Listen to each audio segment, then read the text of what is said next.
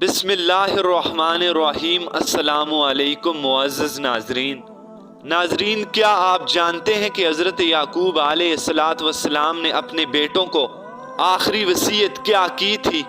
कुरान इस मुताल्लिक़ क्या कहता है? एक आम इंसान और पैगंबर की सोच में क्या फ़र्क होता है? यही हमारी आज की वीडियो का मौजू होगा। और आज हम आपको हज़रत याकूब के वसाल के मुताल्लिक़ बताएंगे। मगर वीडियो में आगे बढ़ने से पहले अगर आप हमारे चैनल पर नए हैं तो बराए मेहरबानी हमारा चैनल सब्सक्राइब करें और बेल आइकन का बटन प्रेस कर दें ताकि आपको अच्छी वीडियोस मिलती रहें। नाजरीन, अल्लाह रब्बुल इज़्ज़त सूरह बकरा की आयत नंबर 133 में इरशाद फरमाता है, अम कुंतुम शुहदा इज़ हदर याकूब अल मौत। ए यहूदियों, जब हज़रत याकूब को मौत आई तो तुम वहाँ मौजूद थे। याकूब अलैहिस्सलाम का तखल्लुस था इसराइल।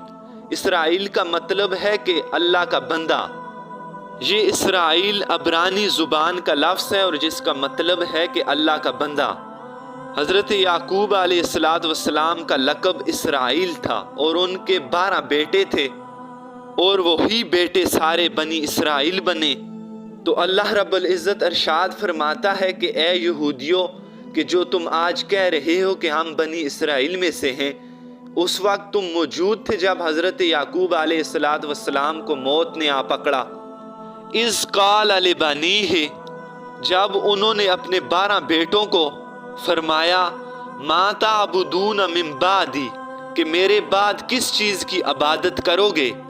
हज़रत याकूब अलैहिस्सलाम ने अपनी मौत के वक्त अपने 12 बेटों को बुलाया और कहा कि मेरे बाद किस की इबादत करोगे। अल्लाह रब्बुल इज़्ज़त ये सारा मंज़र कुरान में बयान कर रहा है। उन्होंने अपने 12 बेटों को बुलाया जिनसे आगे सारी बनी इसराइल की नस्ल चली। यही बनी इसराइल हज़रत याकूब अलैहिस्सलाम का लक़ब है और उनके सारे जो 12 बेटे थे वो आगे बनी इसराइल बने। फिर हज़रत याकूब ने अपने बेटों को बुलाया और कहा कि मेरे बाद किस चीज़ की इबादत करोगे। नाजरीन, ये फ़र्क होता है एक आम इंसान और एक पैगंबर की सोच में कि हम जब मौत के करीब होते हैं तो हमें अपनी जायदादों की फ़िक्र होती है, हमें अपने कारोबारों की फ़िक्र होती है। लेकिन हज़रत याकूब अलैहिस्सलाम अपने बेटों से पूछ रहे हैं कि मेरे बाद किस की इबादत करोगे। ये नहीं कह रहे कि ये वाला प्लाट तुम्हारा, वो वाला तुम्हारा, मगर इसके बरअक्स ये कह रहे हैं कि मेरे बाद इबादत किसकी करोगे। ये अल्लाह रब्बुल इज़्ज़त ने पैगंबर और एक आम इंसान की सोच में फ़र्क रखा है कि हमें दुनिया की होती है और वो अपने अल्लाह को उस वक्त भी याद कर रहे होते हैं। नबी अपने 12 बेटों को जमा करने के बाद कह रहे हैं कि बताओ कि मेरे मरने के बाद इबादत किसकी करोगे। इज़ हदर याकूब अल मौत, जब हज़रत याकूब पर मौत आ गई। इज़ क़ाल लिबनीहि मा ताबुदून मिन बादी, ए मेरे बेटो, मेरे बाद किसकी इबादत करोगे। क़ालू नअबुदु इलाहका व इलाहा आबाइका इब्राहीम व इस्माईल व इसहाका इलाहन वाहिदा। हज़रत याकूब अलैहिस्सलाम के बेटों ने कहा, क़ालू नअबुदु इलाहक, हम उसकी इबादत करेंगे जिसकी आप इबादत करते थे। वा इलाह आबाइक, और आपके जद अमजद हज़रत इब्राहीम अलैहिस्सलाम के इलाह की इबादत करेंगे। आगे ये नाम आगे हैं इब्राहीम व इस्माईल व इसहाक। इन तीनों के जो जद अमजद, ये हज़रत याकूब के जद अमजद हैं, इनका जो इलाह है हम उसकी इबादत करेंगे। इलाहा वाहिदा, इलाह तो सिर्फ अकेला ही है, इलाह वाहिदा, अल्लाह तो एक ही है। व नहनु लहू मुस्लिमून, और हम उसी के लिए सरे तस्लीम हम करते हैं।